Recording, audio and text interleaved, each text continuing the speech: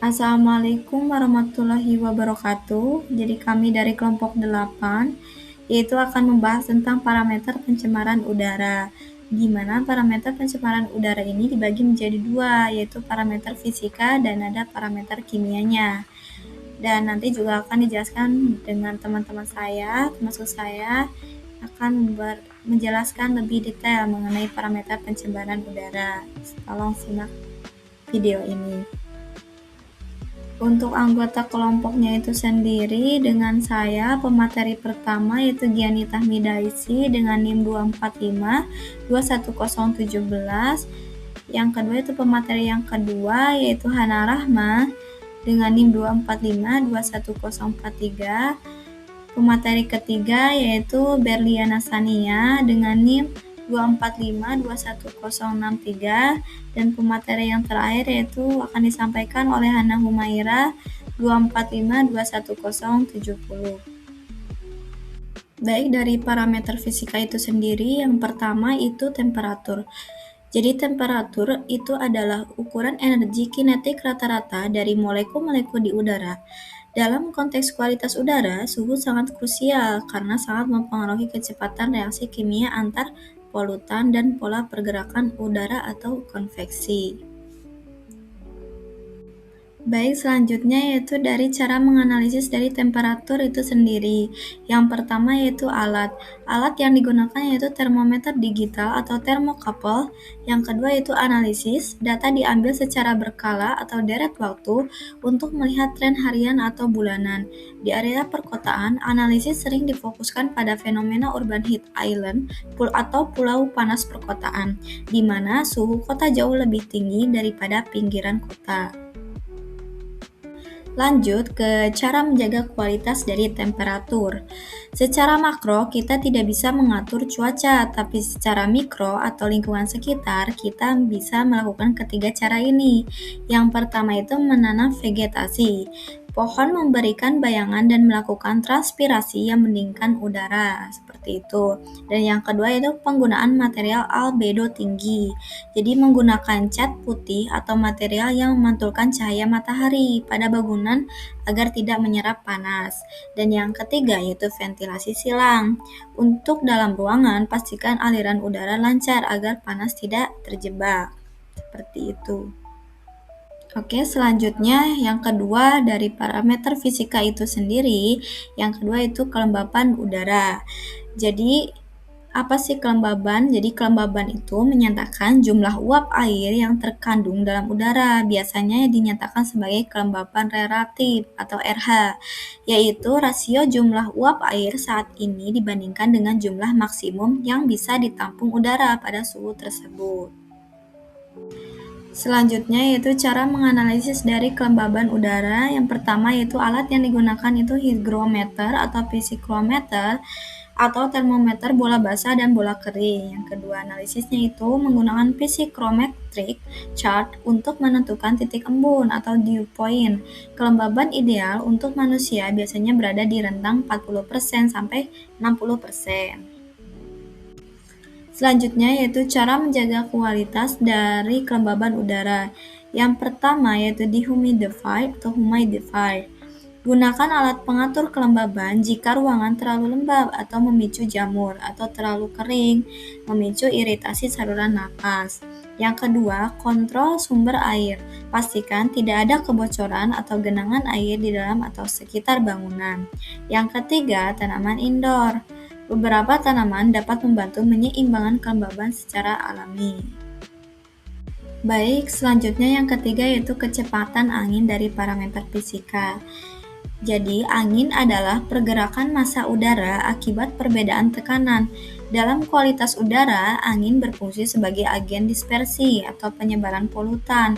Jika angin lambat, polutan cenderung menumpuk di satu lokasi. Dan cara menganalisisnya itu alat yang digunakan itu anemometer.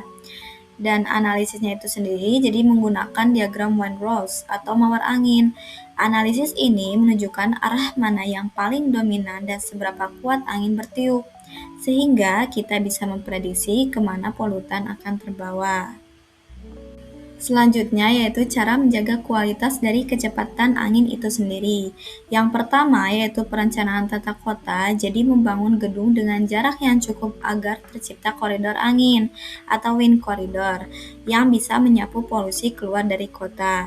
Yang kedua yaitu pecah angin atau windbreaks, jadi menanam barisan pohon tinggi untuk mengurangi kecepatan angin yang terlalu ekstrim atau misalnya di area pertanian agar tidak terjadi erosi debu, seperti itu. Baik, selanjutnya yang keempat dari parameter fisika itu sendiri, yaitu total suspended particulate. Jadi TSP adalah partikel padat atau cair yang melayang di udara, mulai dari debu, asap, hingga serbuk sari dengan ukuran hingga 100 mikrometer. Ini adalah kotoran fisik yang paling terlihat di udara. Cara menganalisisnya itu yaitu alatnya itu menggunakan high volume air sample.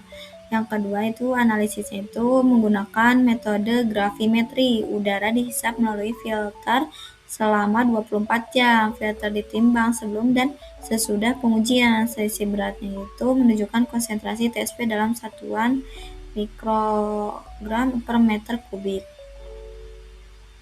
Baik, selanjutnya yaitu cara menjaga kualitas dari TSP itu sendiri. Yang pertama itu penyiraman jalan atau area konstruksi, jadi menggunakan air untuk mengendapkan debu agar tidak terbang. Yang kedua yaitu filter udara atau HEPA untuk penggunaan dalam ruangan guna menyaring partikel mikroskopis. Dan yang ketiga yaitu penggunaan scubbers di cerobong industri untuk menangkap partikel sebelum dilepas ke atmosfer. Dan yang keempat yaitu sabuk hijau atau green belt. Jadi menanam pohon dengan daun berbulu atau lengket yang efektif menangkap partikel debu secara alami.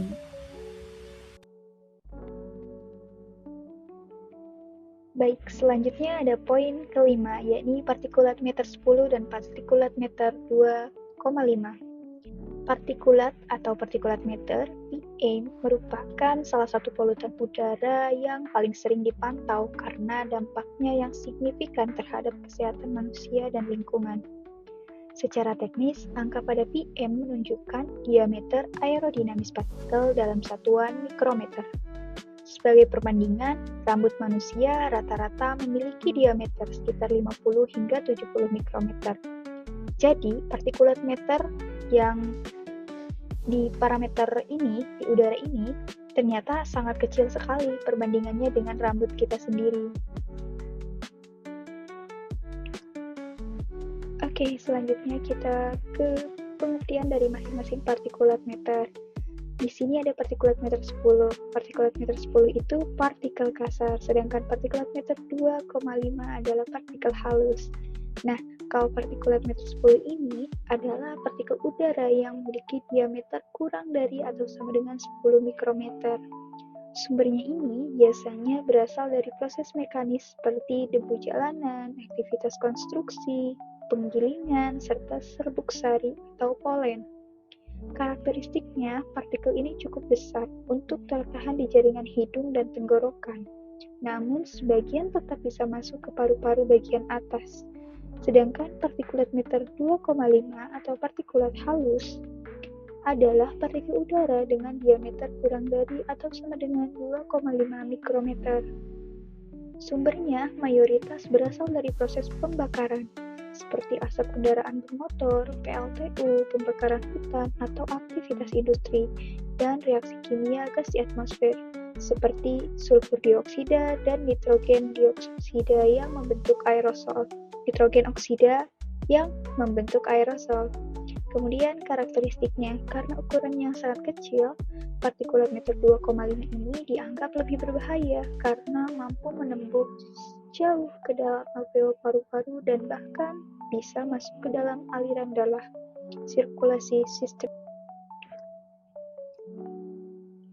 Kemudian ada metode analisis partikulat. Metode analisis partikulat ini dibagi menjadi 3 metode. Yang pertama ada metode gravimetri, metode beta emission monitor, dan metode light scattering. Dan yang pertama ini ada metode gravimetri, merupakan metode gold standard yang digunakan untuk kalibrasi dengan acuan SNI 7111914-2016 untuk partikulat meter 10 dan SNI 7111915-2016 untuk partikulat meter 2,5. Dan di metode gravimetri ini, kita biasanya dengan cara yang pertama, udara ini disedot menggunakan alat namanya high volume air sampler atau low volume sampler dengan laju alir tertentu. Kemudian partikel itu ditangkap menggunakan filter glass fiber atau Teflon. Dan yang terakhir dianalisis menggunakan filter yang tadi itu ditimbang sebelum dan sesudah sampling setelah dikondisikan pada kelembaban dan suhu konstan. Kemudian selisih beratnya itu dibagi dengan volume udara yang lewat untuk memberikan nilai konsentrasi massa. Dan metode yang kedua ada metode beta attenuation monitor. Metode ini bekerja secara otomatis dan kontinu. Alat ini mengukur penurunan intensitas sinar beta yang melewati debu yang terkumpul di atas pita filter. Semakin banyak partikel, semakin sedikit sinar beta yang lolos. Dan yang terakhir ada metode light scattering atau fotometri laser. Banyak digunakan pada sensor-sensor IoT modern seperti sensor plant tower. Dan caranya ini, pertama cahaya laser itu ditembakkan ke partikel. Dan partikelnya ini membiaskan cahaya tersebut dan biasa disebut itu sebagai scattering. Kemudian sensornya itu bisa mengidentifikasi intensitas hamburan dan mengubahnya menjadi estimasi konsentrasi massa berdasarkan algoritma tertentu. Selanjutnya di cara menjaga kualitasnya. Cara menjaga kualitasnya ini terbagi menjadi dua tindakan, yakni ada tindakan teknis dan industri, dan tindakan lingkungan dan individu. Tindakan teknis dan industri meliputi 2 poin, yakni poin yang pertama pemasangan alat pengendali emisi, misalnya menggunakan ESP atau electrostatic precipitator atau big hose filter, atau juga bisa menggunakan scrubber untuk menangkap partikulat sebelum keluar dari cerobong asap. Poin kedua ada transisi energi. Maksud dari transisi energi ini, kita bisa beralih ke sumber energi yang lebih bersih, seperti contohnya biodiesel, untuk mengurangi jelaga pembakaran. Kemudian ada tindakan lingkungan dan individu. Nah, di tindakan lingkungan dan individu ini terbagi menjadi 3 poin, yakni ada ruang terbuka hijau atau RTH. Di sini kita bisa melibatkan pohon. Pohon di sini sebagai filter alami yang menyerap partikulat pada permukaan daunnya. Dan poin yang kedua ada transportasi berkelanjutan. Kita bisa beralih dari kendaraan pribadi menggunakan transportasi umum atau transportasi listrik, atau bahkan kita bisa menguranginya dengan berjalan kaki untuk mengurangi partikulat tersebut. Kemudian ada air purifier. Air purifier ini biasanya bisa menggunakan HEPA atau HEPA atau High Efficiency Particulate Air. Ini tuh untuk menyaring efektif, dapat menyaring sekitar 99,97% dari ukuran partikulat meter sekitar 0,3. Seperti itu. Di parameter selanjutnya ada parameter kimia. Parameter yang pertama di parameter kimia ini kita diawali dengan karbon monoksida. Karbon monoksida ini sering dijuluki sebagai the silent killer karena sifat fisiknya yang tidak berwarna, tidak berbau, dan tidak berasa, namun sangat berat. Untuk parameter kimia yang kedua, di sini ada karbon dioksida CO2. Berbeda dengan karbon monoksida, karbon dioksida sebenarnya bukan racun dalam konsentrasi rendah, namun merupakan emisi gas rumah kaca GRK utama yang memicu pemanasan global. Untuk membedakan antara karbon monoksida dan karbon dioksida, kita bisa menggunakan tabel perbandingan berikut ini. Dan di sini ada beberapa parameter, yakni ada rumus kimia, sifat fisik, penyebab, dampak utama, metode analisis, dan juga batas aman. Dan untuk rumus kimia, karbon monoksida ini CO, kalau karbon dioksida ini CO2, sedangkan sifat fisiknya, kalau karbon monoksida ini tidak berwarna, tidak berbau, dan sangat beracun. Kalau karbon dioksida ini sifat fisiknya itu tidak berwarna juga sama, tetapi dia sedikit asam dan termasuk gas rumah kaca. Lalu penyebab adanya karbon monoksida ini terjadi karena pembakaran tidak sempurna atau defisit oksigen. Kemudian kalau karbon dioksida ini, dia ini penyebabnya pembakaran sempurna atau cukup oksigen gitu. Lalu ada dampak utama dari karbon monoksida ini dapat mengikat hemoglobin serta menghambat oksigen ke sel. Lalu untuk dampak utama dari karbon dioksida ini ada pemanasan global dan indikator sirkulasi udara. Lalu ada metode analisis. Metode analisisnya ini bisa digunakan dengan NDIR atau inframerah. Dengan lambdanya itu sekitar 4,6 mikrometer dan menggunakan sensor elektrokimia. Kalau metode analisis dari karbon dioksida ini dengan NDIR itu sekitar lambdanya 4,26 mikrometer dan menggunakan trimetri. Lalu batas aman dari karbon monoksida itu sekitar 10.000 mikrogram per meter kubik. Dan untuk karbon dioksida itu sekitar 400 hingga 1000 ppm. Selanjutnya di sini ada cara menjaga kualitas udara gas karbon. Untuk menjaga agar kadar karbon monoksida dan karbon dioksida tetap dalam batas aman, diperlukan kombinasi antara solusi teknis dan manajemen lingkungan. Untuk karbon monoksida sendiri bisa menggunakan dua metode, yakni dengan catalytic converter dan optimasi Bernard. Kalau catalytic converter ini nanti mengubah karbon monoksida menjadi karbon dioksida menggunakan katalis logam mulia seperti platina atau palladium. Kemudian metode yang kedua ada optimasi Bernard.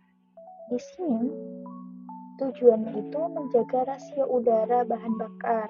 Dan untuk karbon dioksida ini bisa menggunakan carbon capture and storage. Di sini tuh nanti penangkapan gas menggunakan absorben kimia. Misalnya ini ada monoetanol amin. Kemudian ada pemanfaatan biomasa. Di sini bisa menjaga siklus karbon untuk tetap netral. Kemudian yang ketiga ada sulfur dioksida. Sulfur dioksida adalah gas tidak berwarna dengan bau menyengat yang tajam. Polutan ini umumnya dihasilkan dari pembakaran bahan bakar fosil yang mengandung sulfur seperti batu bara dan minyak bumi, serta proses peleburan logam dan aktivitas vulkanik.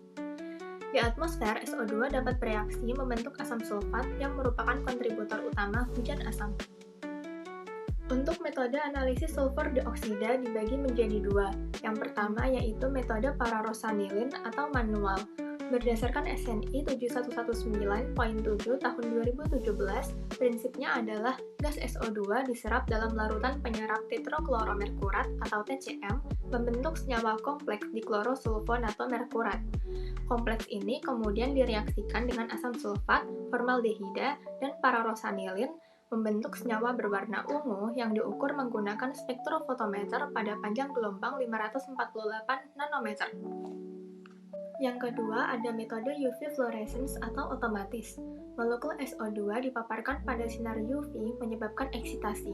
Saat kembali ke keadaan dasar, ia memancarkan cahaya fluoresensi yang intensitasnya sebanding dengan konsentrasi SO2.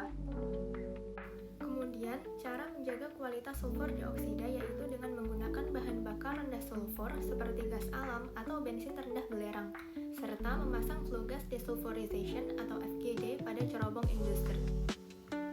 Selanjutnya, yang keempat ada nitrogen dioksida.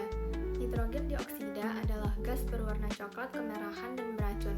NO2 terbentuk dari proses pembakaran suhu tinggi seperti pada mesin kendaraan bermotor dan pembangkit listrik. Gas ini berperan penting dalam pembentukan kabut asap atau smoke, fotokimia, dan hujan asam. Kemudian, untuk metode analisis nitrogen dioksida dibagi menjadi dua. Yang pertama yaitu metode Grey-Salzman atau manual. Berdasarkan SNI 7119.2 tahun 2017, gas NO2 diserap dalam larutan penyerap yang mengandung asam sulfanilat dan N1-naphthylethylenediamin dihidroklorid. Reaksi ini membentuk senyawa azo yang berwarna merah muda atau ungu yang kemudian dianalisis dengan spektrofotometer pada panjang gelombang 550 nanometer. Yang kedua yaitu metode chemiluminesensi atau otomatis. Berdasarkan reaksi kimia antara NO dengan ozon atau O3 yang menghasilkan cahaya, konsentrasi NO2 ditentukan dengan mereduksi NO2 menjadi NO terlebih dahulu sebelum direaksikan. Selanjutnya, cara menjaga kualitas nitrogen dioksida, yaitu dengan penggunaan catalytic converter pada kendaraan, optimasi rasio udara bahan bakar pada mesin, dan penerapan teknologi selective catalytic reduction atau SCR di pembangkit listrik. Yang kelima, ada ozon. Berbeda dengan ozon di stratosfer yang melindungi bumi, ozon di permukaan tanah atau troposfer adalah polutan sekunder yang berbahaya. Ozon ini tidak dipancarkan langsung, melainkan terbentuk melalui reaksi kimia antara nitrogen oksida atau NOx dan volatile organic compound atau VOCs dengan bantuan sinar matahari atau fotokimia. Untuk metode analisis ozon dibagi menjadi dua. Yang pertama yaitu metode neutral covered potassium iodide atau NBKI. Berdasarkan SNI poin 197119.8 tahun 2005, ozon diserap dalam larutan Ki yang didapar.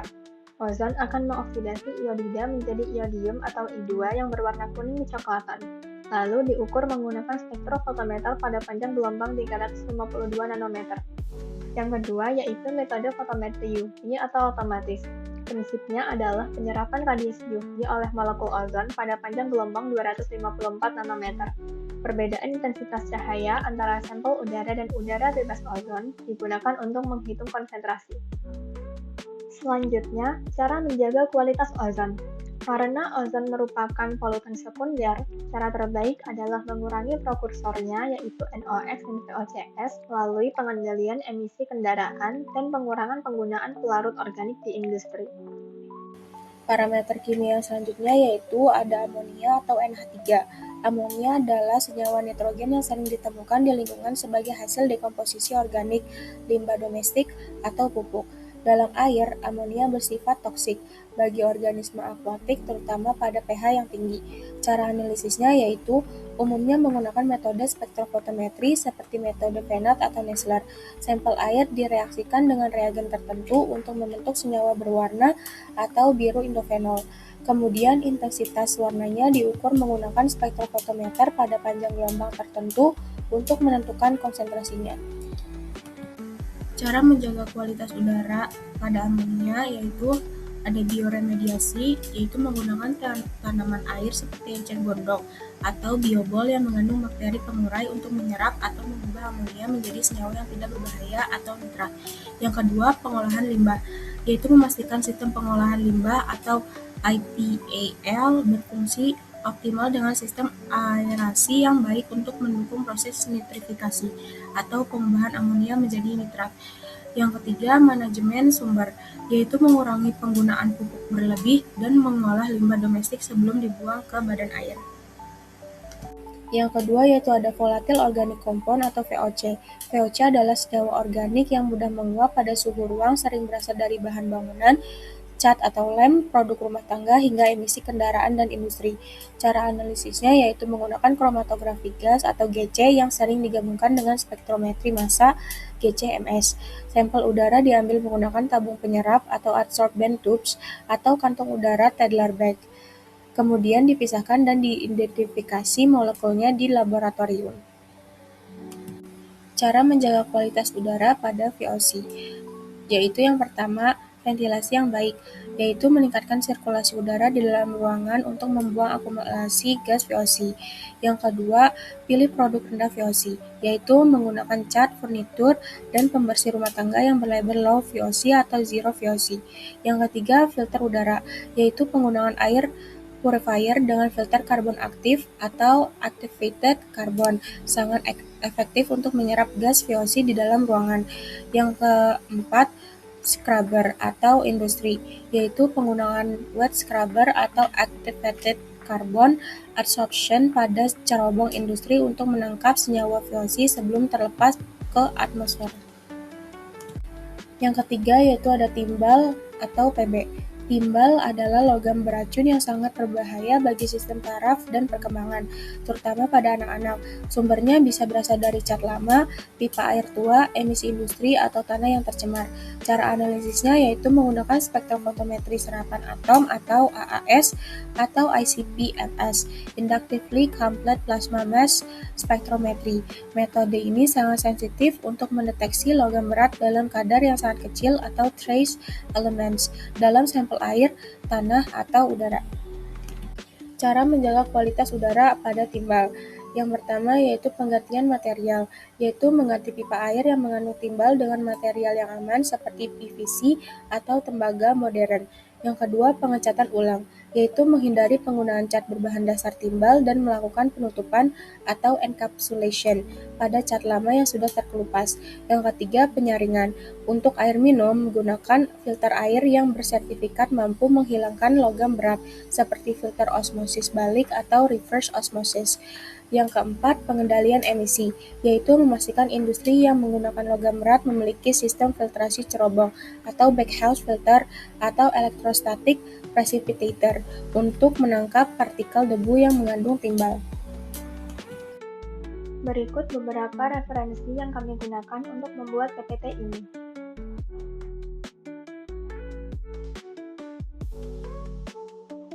Sekian video parameter pencemaran udara dari kelompok 8. Terima kasih telah menonton.